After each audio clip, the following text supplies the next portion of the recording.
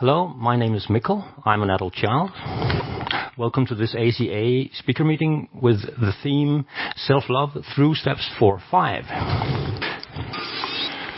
We welcome our first speaker, Isabell.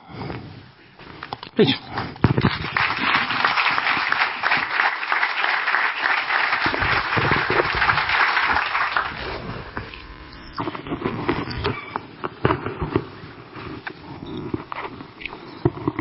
Hej.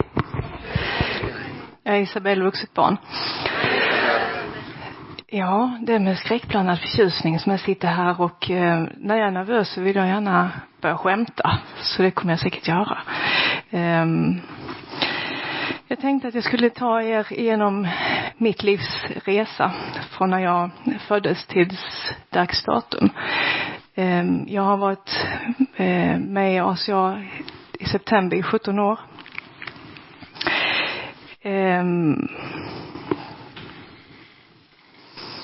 Jag är väldigt tacksam att jag hade den uppväxten som jag hade, för annars hade jag inte suttit här idag. Det finns också en risk att jag börjar gråta. Det är tacksamhet. För snart så 49 år sedan föddes jag, 1,5 kilo, och låg i kuvös i 3 månader. Och jag förstår att det har mycket att göra med min svårighet med anknytning till min mamma. När jag växte upp så var jag ett väldigt ängsligt och oroligt barn. Stort behov av närhet och bekräftelse på kärlek. Min mamma var starkt medberoende till min pappa som var alkoholist. Nykter idag. Min mamma gick bort för 2 år sedan.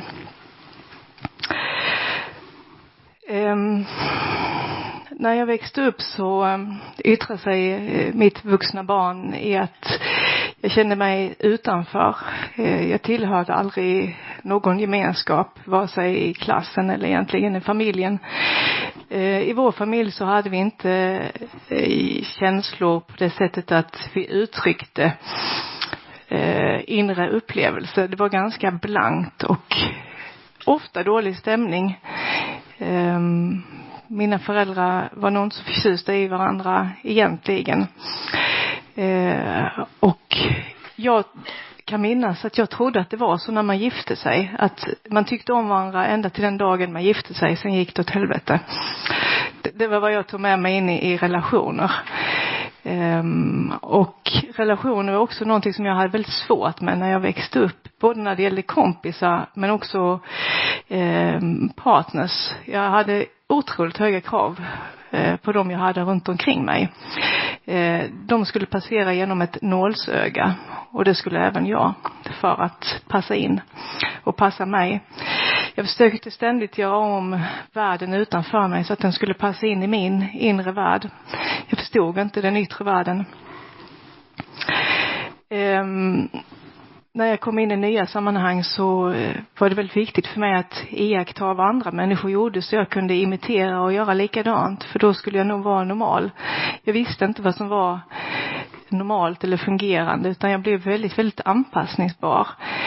Det är en egenskap som jag har haft stor nytta utav också, men det har också hindrat mig från att utveckla mitt eget jag. Och jag visste inte vem jag var fram till den dagen jag började på ACA. Jag funderat en hel del på vad jag ska berätta om idag, men innan jag gick in här så pratade jag med flera olika människor om hur ska jag tänka, vad är det som är viktigt. Och det var en man som sa till mig, vars sponsor hade sagt till honom när det gällde delningar, att det enda du ska göra det är att säga sanningen. Och jag berättar min sanning så som den är för mig. Jag satt också här och försökte skämta lite innan det blev min tur med Mikael då, och han sa, det viktigaste här, det är människorna du har framför dig, för det är din familj. Fantastiskt fint. Och då vill jag börja gråta igen. Det är jag tacksam för. Det tog mig många år.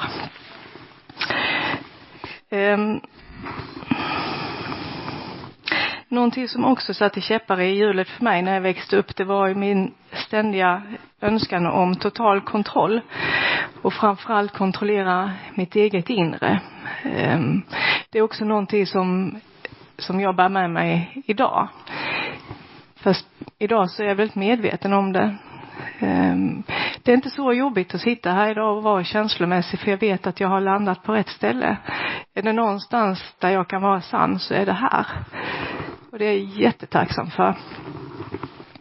Jag är väldigt tacksam för att ni har kommit hit och valt att lyssna på just det här temat med self-love genom steg 4 och 5.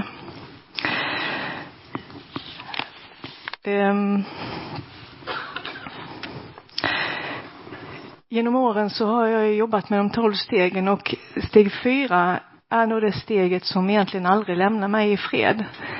Utan det är någonting som jag gör varje dag. Lägger märke till vad det är jag låter mig påverkas utav. Om det är någonting som fungerar för mig eller mot mig. Och fungerar det mot mig, så vet jag att det är någonting som jag behöver jobba med. När jag satte mig på mitt första möte så blev det väldigt tydligt för mig att kontrollen, det som jag egentligen aldrig någonsin har haft, aldrig kommer få, är det som har varit det viktigaste. Och det yttrade sig till exempel i svartsjuka när jag varit i relationer. Redan på det första mötet så kunde jag släppa taget om det, för att jag kan inte kontrollera ingenting när det gäller till exempel vad min partner tycker eller tänker om andra människor utanför mig. Det behöver heller inte utgöra något hot mot mig och den kärlek som jag får, utan det kan finnas utrymme för flera nära relationer i alla våra liv. Det behöver inte vara någonting som är personligt riktat mot mig, att man tycker om flera. För mig så är det fortfarande viktigt, kan jag se, att jag är den viktigaste personen i mina nära människors liv. Alltså mina nära relationer, så vill jag vara den enda. Jag vill inte ha konkurrensen. Nu är jag medveten om detta, jag behöver inte agera på det. Jag kan bara lägga märke till det och släppa taget om det.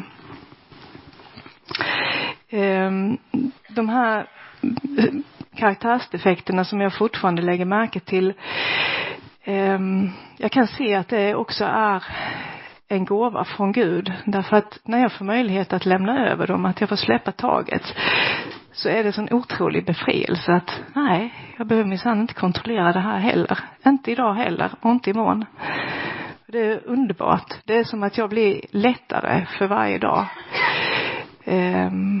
Och jag behöver göra detta varje dag. Jag behöver ha steg 4 levande i mig varje dag. Och jag har den närmaste relationen som jag har, det är min tvillingsyster, och till henne lämnar jag över varje dag.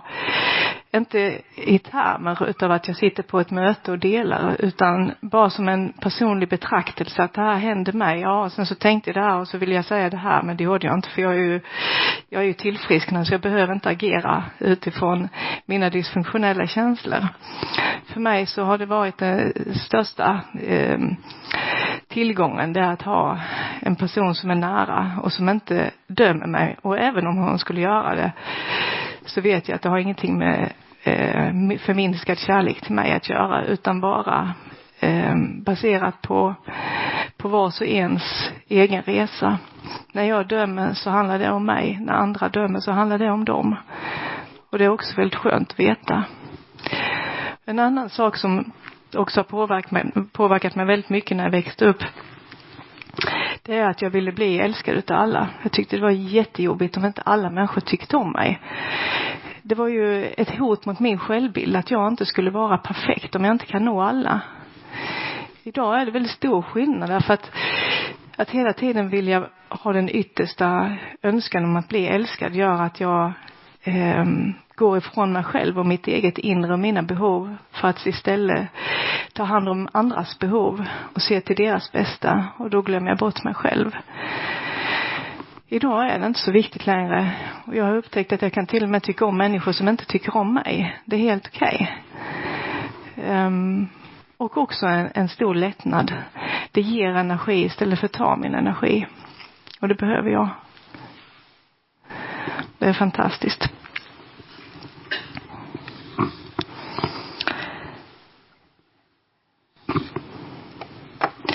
Jag gjorde efter steg 5 kommer naturligtvis steg 5.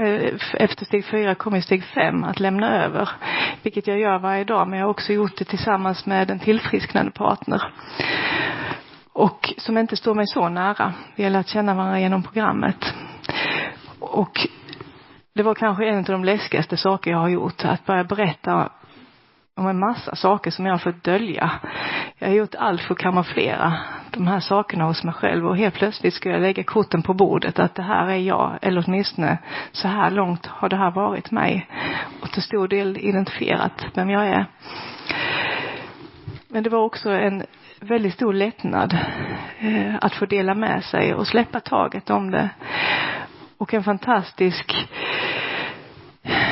möjlighet att få höra någon annans delning där den personen släppte det som har hållit henne fången i så många år.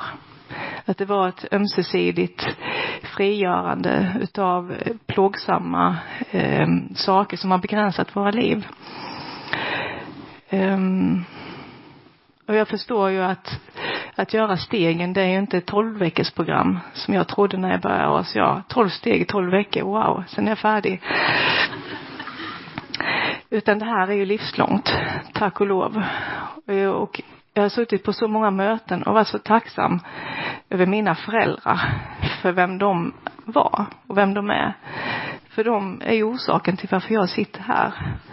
Det kommer jag alltid vara väldigt, väldigt tacksam för.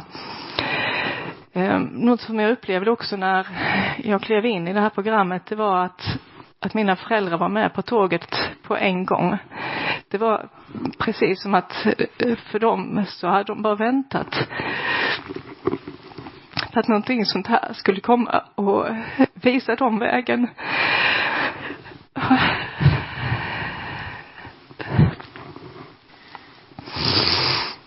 Det var fantastiskt att få vara den som gick först.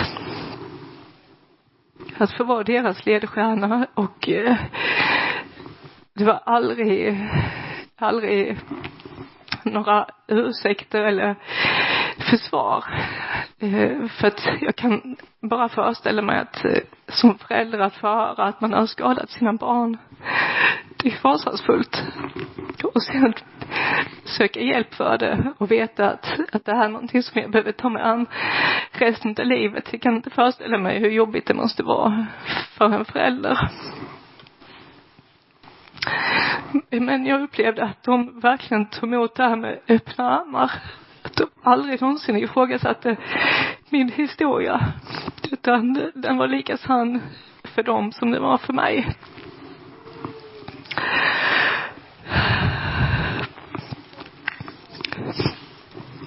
Jag har inte riktigt om koll på hur länge jag ska prata. Ungefär 12 minuter så det är lång tid. Ja, tack. Det var kanske de längsta 12 minuterna i mitt liv. Jag får börja prata lite långsammare. Jag vill också prata lite om vad det här 12-stegsprogrammet har gjort för mig och hur min nutid ser ut och hur jag ser på min framtid med hjälp av ACA. Som jag nämnde innan så ganska omedelbart så kände jag och upplevde jag en lindring i min inre smärta.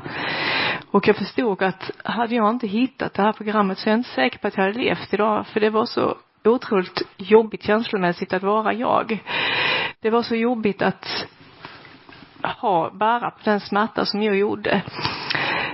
Och som jag senare förstod att jag till största del tillfogade mig själv. Att jag skapade mitt eget lidande genom mina negativa tankar och bristen på förståelse varför mitt liv såg ut som det gjorde.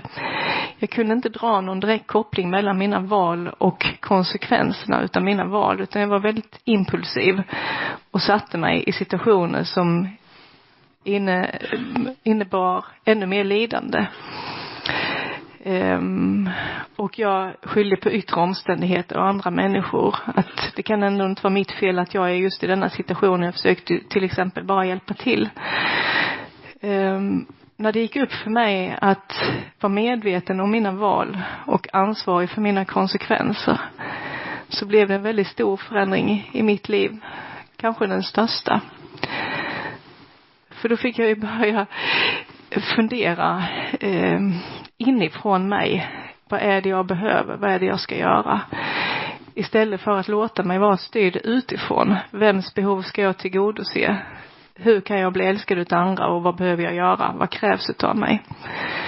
Istället så började jag söka svaren på insidan. Och genast blev livet väldigt mycket enklare.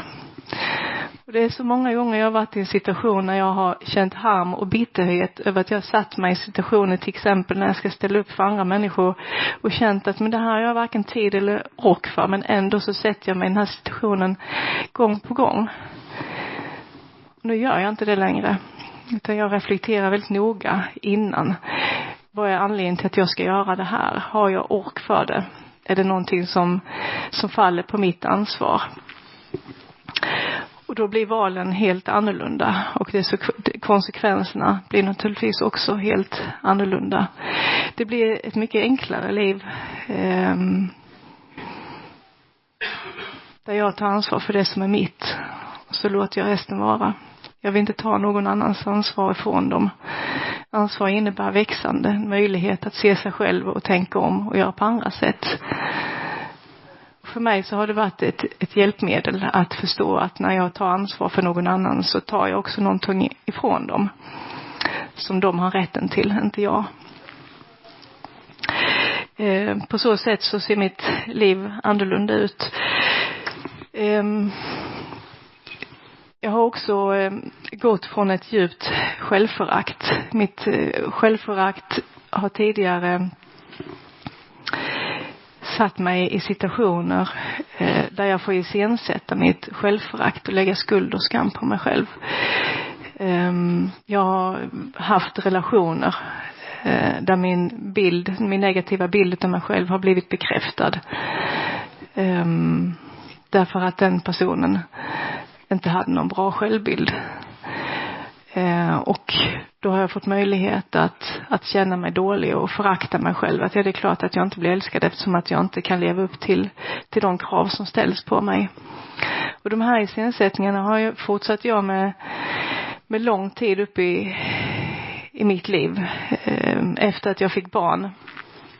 Till exempel så när jag inte kunde kontrollera och det inte gick som jag ville så blev jag utåtagerande och skrek och gapade, och mina barn skadas ju naturligtvis utav det. Och jag fick möjlighet att spä på självföraktet. Så gick jag runt i en cirkel att okej, nu har jag skadat dem, nu behöver jag gottgöra dem, och så känns det som att jag reparerar skadan lite. Och sen så fick jag behovet av att trycka till mig själv igen utan någon anledning. Och så sen sätter jag någonting som gör att jag får bete mig på ett dåligt sätt och få skam och skuldkänslor och öka på självföraktet. Och på så sätt aldrig egentligen ta mig ur det.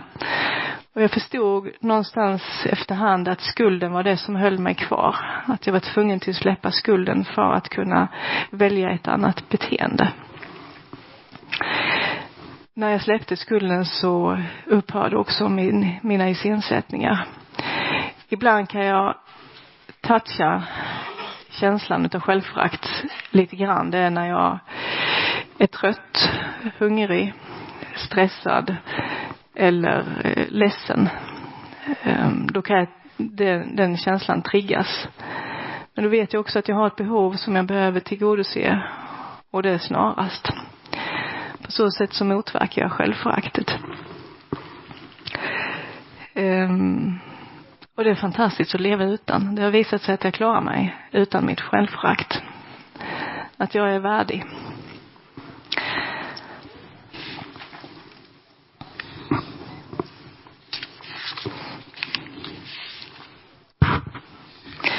Någonting som jag också lägger märke till dagligen, vad det här programmet har inneburit för mig, det är att kritik är inte längre så hotfullt. Men det kan vara hotfullt på ett sätt som det inte var innan. Och det är det på det sättet att jag behöver reflektera över varför.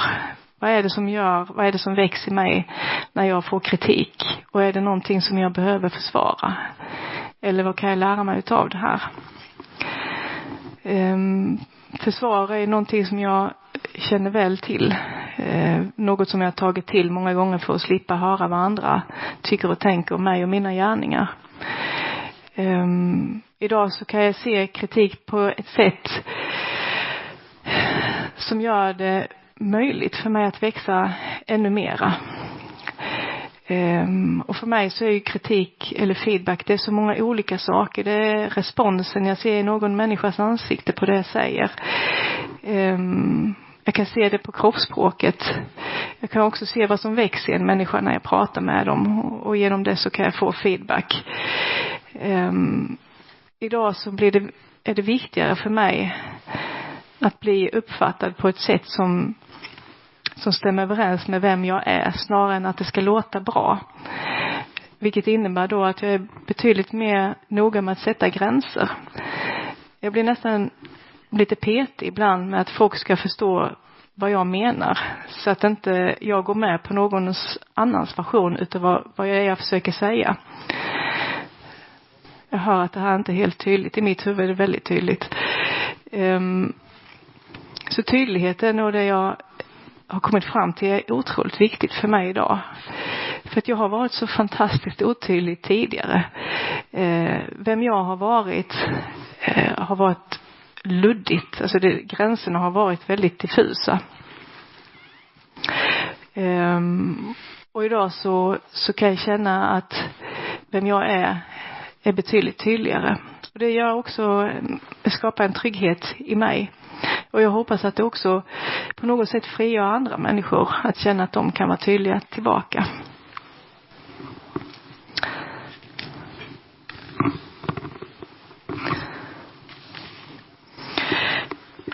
Ja, jag ville säga någonting om tacksamhet också. För är det någonting som jag har fått genom åren så är det tacksamheten.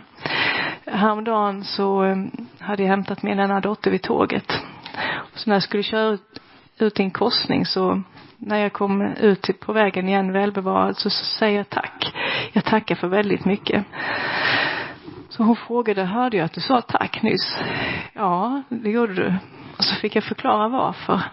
Och för mig så är det ett alldeles lysande sätt att hålla mig närvarande. Att inte ta någonting för givet. Utan se saker som gåvor hela tiden. Och uppmärksamma det. Var medveten om det som händer. Det är någonting som händer hela tiden och jag behöver se det. Och vara tacksam för det. Och även när det kan vara egentligen den minsta lilla grej. Alltså som att höra en koltrast på morgon. Eller att det är någon som äggar min bil så att jag är tvungen att tvätta den. Vilket jag inte har gjort på ett år. Annars har jag säkert inte tvättat den förrän jag sålt den. Alltså små saker som gör mig uppmärksam på att det här är tillgångar. Inte svårigheter. Och jag tänkte att jag skulle också berätta om en svår händelse i mitt liv som det här programmet räddade mig. Och det är väldigt, väldigt känslomässigt för mig. Fortfarande, fast att det är så länge sedan. Jag har min första dotter har tillsammans med en man som har epilepsi. Och för mig var det väldigt svårt att hantera. Därför att det innebär total kontrollförlust. Att inte kunna göra någonting. Jag är maktlös. Så efter ett par år så gick vi skilda vägar. Inte bara på grund av det. Utan det var en del i det. Några år senare så träffade jag min nuvarande man. Och vi fick en dotter ihop. Och när hon var 10 månader så blev hon sjuk. Det visade sig att hon har fått epilepsi. Och det är helt tokiga i det här. Det var att när det här konstaterades så var min första tanke att okej, jag fick en chans till att släppa kontrollen. Att lära mig att jag är inte här för att kontrollera, jag är här för att acceptera. Det var ju oerhört jobbigt, men jag kan minnas att när vi låg på sjukhus ett tag och min pappa och hans fru satt inne på vårt rum tillsammans med oss och vår dotter fick kanske 4 anfall om dagen och det var ju oerhört smärtsamt och man visste inte när det skulle ske eller hur långa anfallen skulle vara. Men så vid ett tillfälle under dagen så låg min dotter och sov. Och pappa och hans fru satt som sagt i rummet och jag och min man. Och så var det ett lugn som bredde ut sig. Det blev helt lugnt på min insida. Och jag kände bara kärlek. Och jag kände trygghet. Och jag kände att allt är som det ska. Jag insåg att jag hade gått rätt in i nuet. Att i nuet så finns det ingenting annat än sinnesro och trygghet och glädje. Och det var precis vad jag kände. Detta är 14 år sedan. Jag förstod att det är så här jag behöver leva mitt liv i närvaro. För där har jag allt jag behöver. Det finns ingen ångest för det som har varit. Det finns ingen oro för framtiden. Det finns bara nu. Och det är så jag har valt att leva mitt liv idag. Det har inneburit att jag har hittat kärleken till mig själv. Och det är ju sanslöst fantastiskt. För det innebär ju att när jag älskar mig själv så kan jag älska vem som helst. Alla blir älskade i mina ögon. Och alla blir accepterade. Det här har jag fått av programmet. Jag har fått av min högre makt. Och jag har fått tilliten som är motsatsen till kontrollen. Det jag aldrig någonsin har haft. Den största illusionen utav dem alla. Jag skulle vilja avsluta med att läsa bönen från steg 4. Jag tycker att den sammanfattar mitt liv väldigt bra. Jag överlämnar hela mitt liv till dig, och Gud, så som jag uppfattar dig. Jag har ställt till det när jag försöker sköta det själv. Ta det du alltihop och styr det åt mig enligt din vilja och din plan. Och jag tänker att Gud gör inga misstag, utan jag är trygg. Tack så mycket.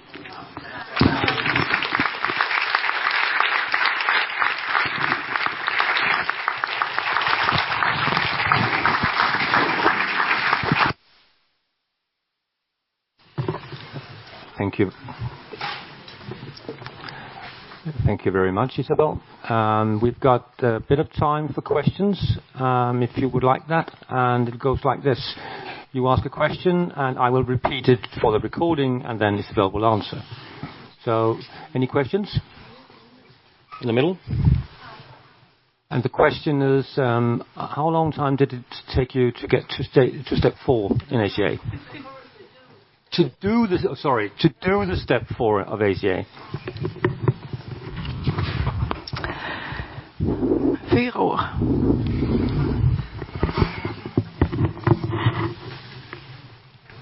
Any more questions? Okay, then I would like us to give another round of applause for Isabell. Thank you.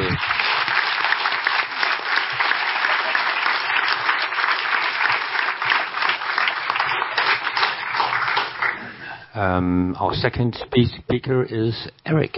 Please.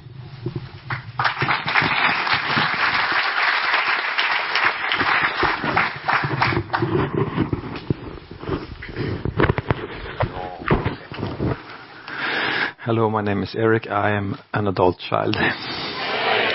How many people here understand only English and not Swedish? Can you raise your hand, please? Okay, thank you. I was asked to speak in English, so I will try to do it first. But if I'm not possible to do it, maybe I can change over to English, Swedish. Is that okay? Okay. Thank you for the committee, and thanks for being asked to share here. And thank you for your sharing. I grew up in Stockholm, in a suburb, with my mother and my twin brother and my older sister. My mother was mentally ill. She had bipolar. Manic depressive is the other. When I was young, they call it that. She ate pills all my grown up, and she had a very temper and ups and downs. And I have very difficult to feel safe with her.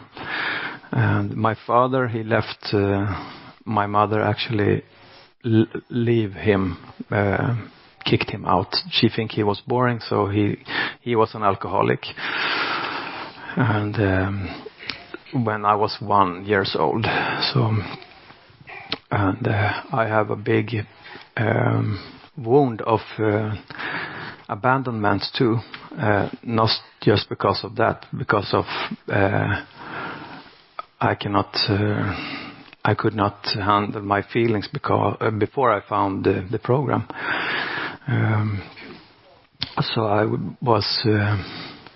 My first drug was addictive to excitement. So I was running and do everything to get some control over my feelings. And it was, I looked to similar people I hang around with in my grown-up years. It was the similar people like became addicts or people who became adult child. And I have been now in the program for 17 years, in ACA for 16 years. And I'm very thankful for being asked to share, because I've been working 3 times in this program, in the old program. That's not godkända litteratur. That was a long time ago when I came in the program. And that was about 10 years ago. I was working in the program, this program at last. And now I've been doing a new effort for 3 months ago. So I get a new sponsor. I'm working the new program. So I feel like a newcomer again in ACA. But I feel okay. To speaking for almost 150, 200 people here, I would not dare to do it. This is not my will to do. So God has a will for me here too. And I feel pretty safe. And I have been working in other 12 steps program too. This is my 6th time I worked the steps. And now it's been 4 years ago since I did it last. And I have noticed when I'm not having a daily program and working with myself on a daily basis, I'm going to fall back. So I have 3 children on my own. 3, one is 8 months, one is 4 years old, and one is 7 years old. So I noticed it's hard for me to handle them. If I don't have a loving higher power and loving inner parent for my inner child, it's going to be very hard to handle the love I have supposed to give for my children, because it was not what my mother did to me. So I don't want to bring the arvet vidare, inheritages to my children, and like we do if we don't recover. And I feel I have a lot of, my inner child have a lot of joy and humor. And I always want to make fun of things. I was the clown when I grew up. And I'm not trying to do that now, because I want to be serious about this talk. And yes.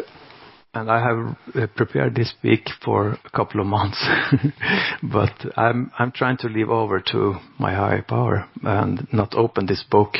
So I will see what come up.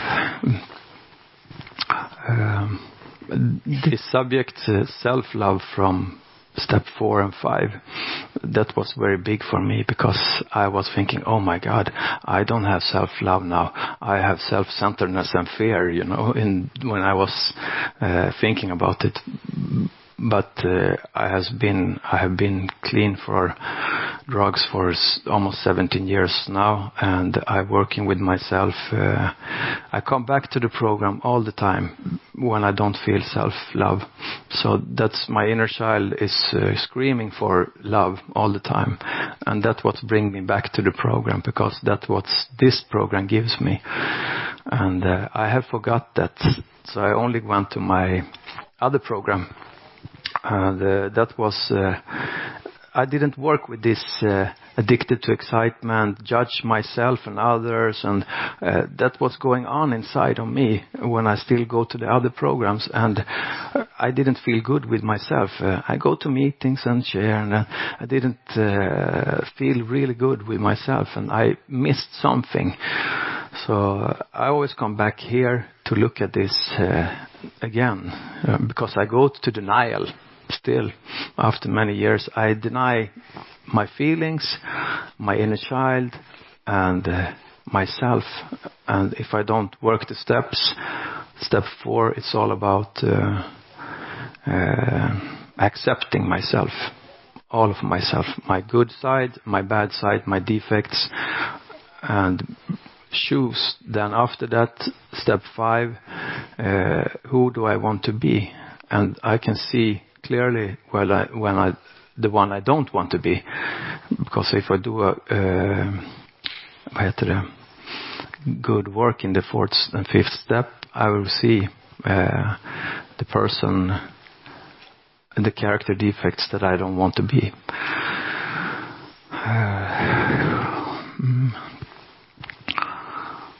Okay, maybe I'm going to look in my book a little bit.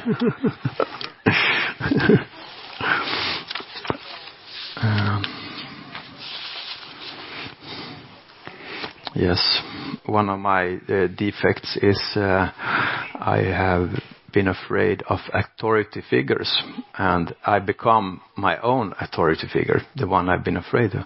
And that shows I want to take over, have control in my home. Everybody's supposed to do what I say, and this and that, and control. And I lose myself in that, and I get very harsh. I get myself and my children. And that is, if I don't take one step back and breathe and invite God to be present, and this is not the time to react. Now I'm going to act, because I feel I want to control. And my children, small children, they make me lose myself sometimes. So I need the program to help me to take a step back and react. Act, not react.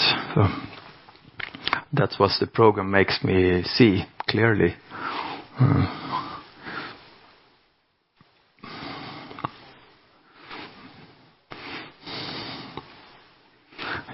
Yes, for me, this couple of months I've been going to about 3, 4, 5 meetings every week. So before that, I go maybe once a month, twice a month, or I have lost a bit of my program and I didn't work the steps. And now when I do it again, I go back to my childhood and look very, very deep how it felt. Because there is no healing without feeling. And I have been sad. I've been crying a lot now. Every second meeting, I allow myself to cry, because I have to see what happened when I was a child. It's important to me to understand why I am confused as an adult and not lovable.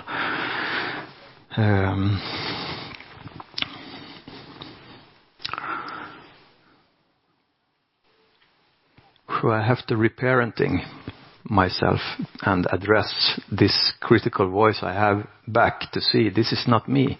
This is what happened to me when I was a child, and now it's not me talking to myself. And the steps helping me very good with.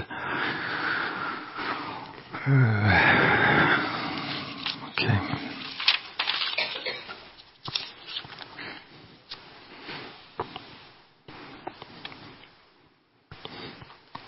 So I have another issue. I have core issue of addiction.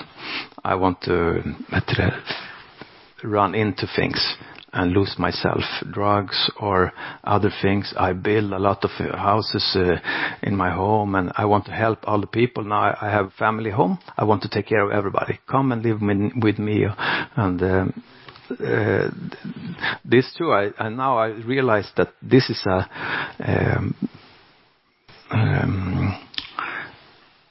I focus a lot of all the people around me, not on myself.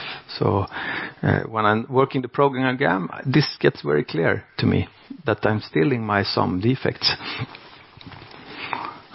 and I have this a lot of shame too. I used to have, but now the shame is much better, and I don't need to be perfect, so I can put my demands on myself a bit lower.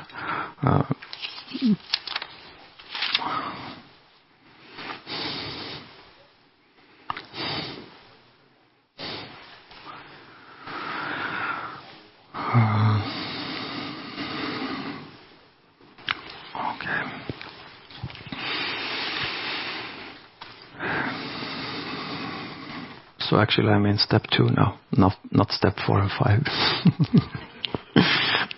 It was a long time ago I did the step 4 and 5. I did it in NA, and I did it in CA, and I did it in, I was in SLAA for a while. I fell in love with a woman there, so it didn't work well, that program. So I went back to ACA.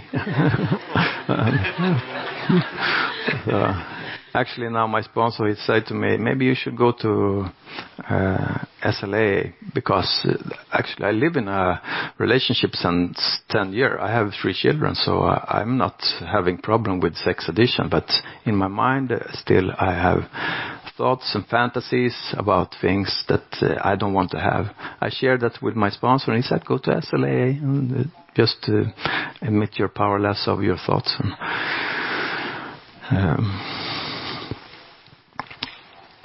So self-love for me, it's to come back to the program, because insane is I can do this alone. I fix myself alone. That's not self-love. Then I go to insane.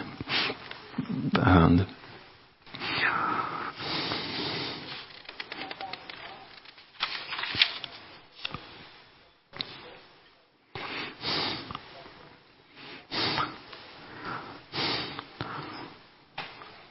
I'm very afraid of speaking to a lot of people. I always was the one who was quiet, sitting in the classroom in the back. I never want to raise my hand to speak to anybody. I was living in that don't speak, don't feel, don't talk. That was my motto. And I understand today where it comes from. It's a lot of shame. And this is a big... very, very big for me, speaking a word convention about my life.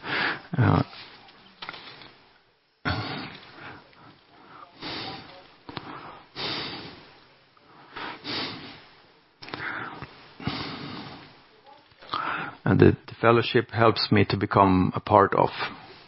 First of all, I feel a part of the fellowship, and then I feel a part of the society.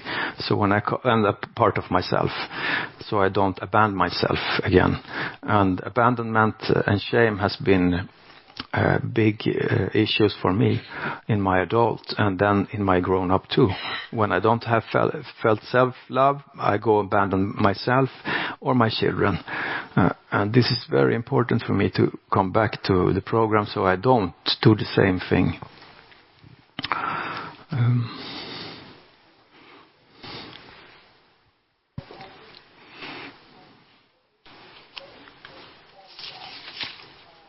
Okay, this is blank now.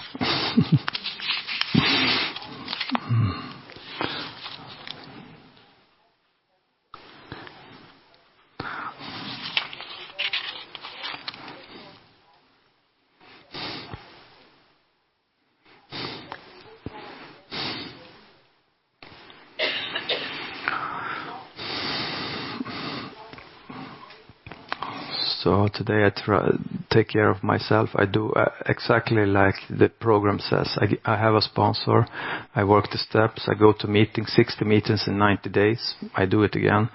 And I choose a lot of things that I have started to run into. And I do a new effort to the program.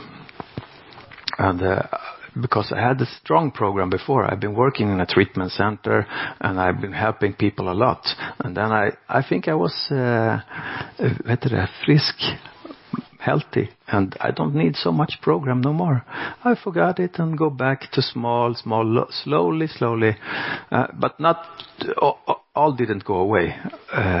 But the most of it did go away. I'm very happy I didn't lose everything, because my mother, she hit me when I grew up, and I don't hit my children, but I've been very harsh and rough with them, but I never hit them. And my mother, I could have a pang hit me in the back of the head sometimes. I didn't know why, and that was create a lot of fear and shame for my mother. And I realized this time I was afraid of my mother, and I never would believe that I would be afraid of my mother. But I also loved her. The people who are supposed to give me love and safety also give me a lot of fear.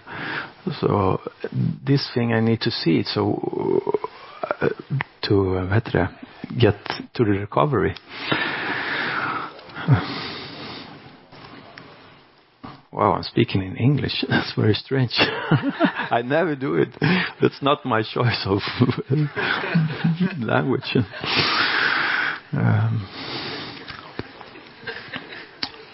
I was praying a lot before I came here, because when I sit here, I shook a lot, And I was saying, I'm safe here. I'm with family, and God is with me. It's not me supposed to prestera. There's no prestige in this. And then I felt calm, felt love. And I was listening to this story. It was very nice to hear too. And I felt very calm about that too. I'm growing today. I'm trying to be an adult, loving adult, to take care of my inner child, because my inner child is very wounded still. And it's always going to be. I live beyond my parents' limitations.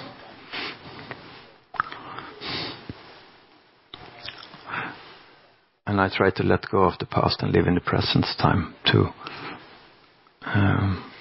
My inner child is welcome and wanted and deeply loved. This is, I have written some things.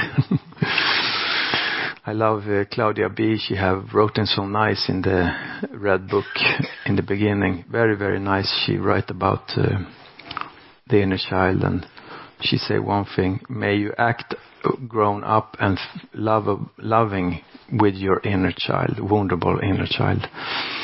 And that's what I'm trying to do now. I'm not sure how much time I have speak. 10 minutes left. 10 minutes left, okay. Well, I think I will round there and stay there. Thank you very much for listening. So, thank you.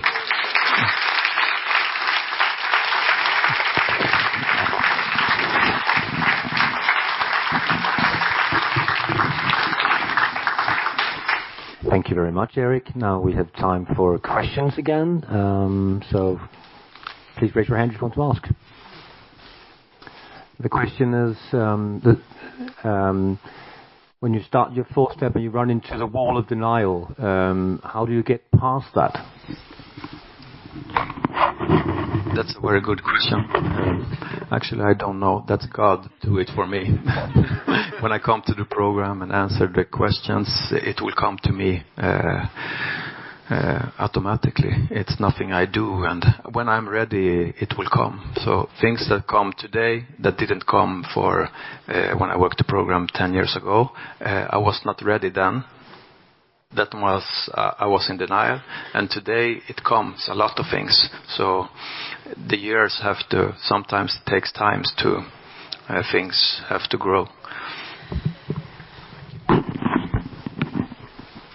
Other questions? The question is being, and I'll try to translate it into English. Wow. Trying to develop. How do you develop based on who you want to be instead of who you don't want to be? How do you stay with the one you want to be? Okay, thank you.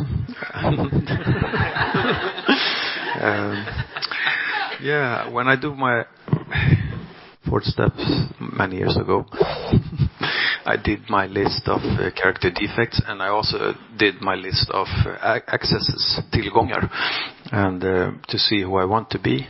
And then it's a good question. Of course, I want to be lovable. I want to be warm and a good father. I want to be a good friend. And, it's a lot of things I want to be. It comes up automatically in the steps too, And it's nothing that I think out. It comes when I work through the steps in the end. So, and it's very important to have a good first 1, 2, 3 steps before I do a 4th and 5th step, so I have a higher power that can hold me and help me through this inventory I do to the 4th and 5th step. That's because I'm not doing the job alone. It's my higher power and with the help of the meetings and many people around it. So, is that a good answer for you? Thank you.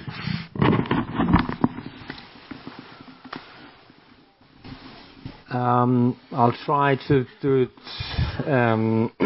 This is a question about balance between other 12-step programs and the ACA program. Yeah. And how do you work with your ego in contrast to your inner child, and that the ego does not take over working the ACA steps with the inner child?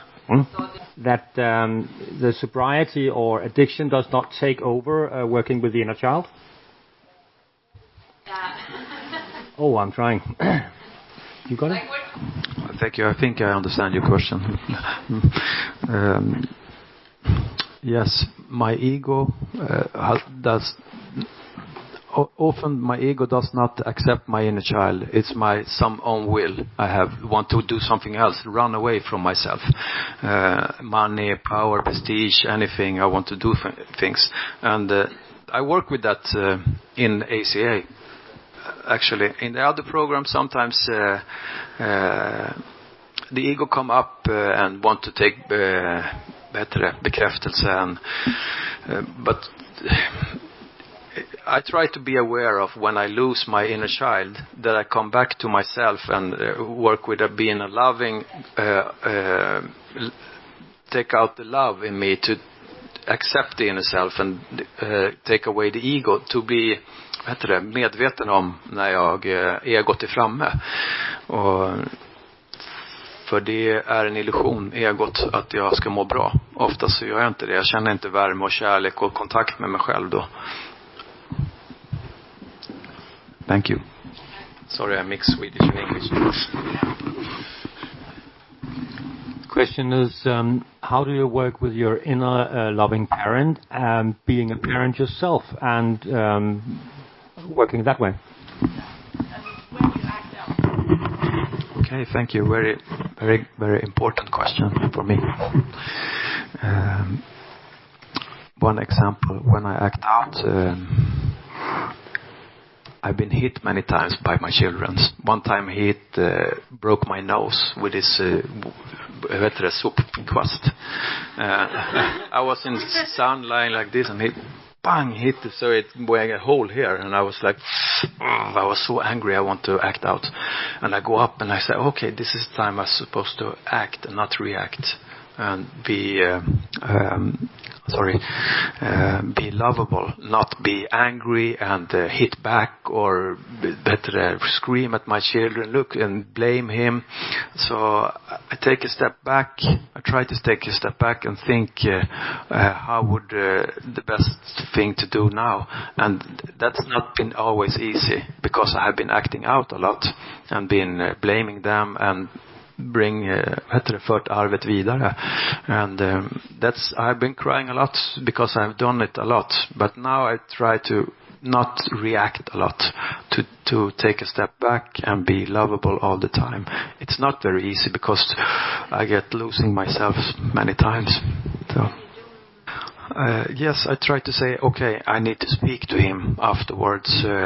I'm very angry now. I don't take it out to him. I try to comfort myself with compassion, accept my feelings of anger and fear, and that I want to hurt him because I want to give revenge. I think he wants to hurt me when he hit my nose and hit my ribs one time. And I've been hit a lot of times for my children. I did not hit back. So this is very important for me to make self-love. I do compassion every morning. I do meditation to compassion, to accept feelings, and that's very hard for me, but I practice all the time to be lovable with my children and my inner child. So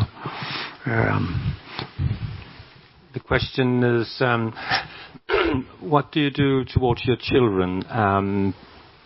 Do you try to show your children your connection to your higher power, or do you let them find it themselves? Thank you. I think I understand. Sometimes I get so angry with my children, I cannot be compassionate with them. I have to go away to my room and sit there and breathe and try to be lovable to myself. And then I go out to them again, and I always want to be lovable. I don't want to be angry with my children. All the anger, I'm not supposed to take it out on them. It's not my anger. It's been inherited me. And it's not easy to do that. Sometimes I cannot go with them. I have to be patient and stay and breathe and just be tell myself, calm myself down and breathe and just focus in the now and not what they have done, and just try to let it go what they did. It's very hard for me to answer the questions, but I'm trying my best. So, thank you. The question is, have you forgiven your mother, and was that the right thing to do? Yes, thank you. Yes, I have forgiven her, and she died when I was 17 years old. I have not, jag fick inte möjlighet to forgive her directly, and I went to her grave a lot and cried and talked to her, and it came up a lot of sorrows in my beginning of my recovery, and so I did a lot of process there, write letter and go to her grave, and it came also through the work of the steps, all of that forgiveness, and I don't put blame on her for how she raised us today, because I know she was mentally ill and it was not her hennes fel. She had passed on what had given to her. Thank you. A question about bringing up children again. This is about love, and how do you pass on love to your children? Can love be harsh when you correct your children? How can you do that in a loving way? Wow, thank you for your questions. This is very good questions. You're I'm not all-knowing, you know. Yeah. I'm doing my best as a parent, and I'm not perfect. I try to love them all the time, but it's very hard for me to do that. But I don't think in that tough love that you're talking about. That's not what I want to do. I want to be warm love with my children, not harsh. And because I've shown a lot of tough love to them, and it's not, I think that's bring the shame in them. I want to bring the warm love that is soft and compassionate, but I'm not there yet, so I'm practicing all the time, you know. So another question about child upbringing and perfectionism. How do you think about that? How do you think about sometimes losing it and showing our children that happens and that's a part of life. What's your idea about that? Yes, thank you for your question. I try to take responsibility for my actions, and if I am doing something wrong to my children, I have to amend them, gottgöra, and that's very hard to answer. But I have a loving woman too. She helps me with a lot of things, and I'm not doing everything alone. So. Okay, we have come to the end of this speaker meeting. I would like to thank both speakers again. Yeah, thank you.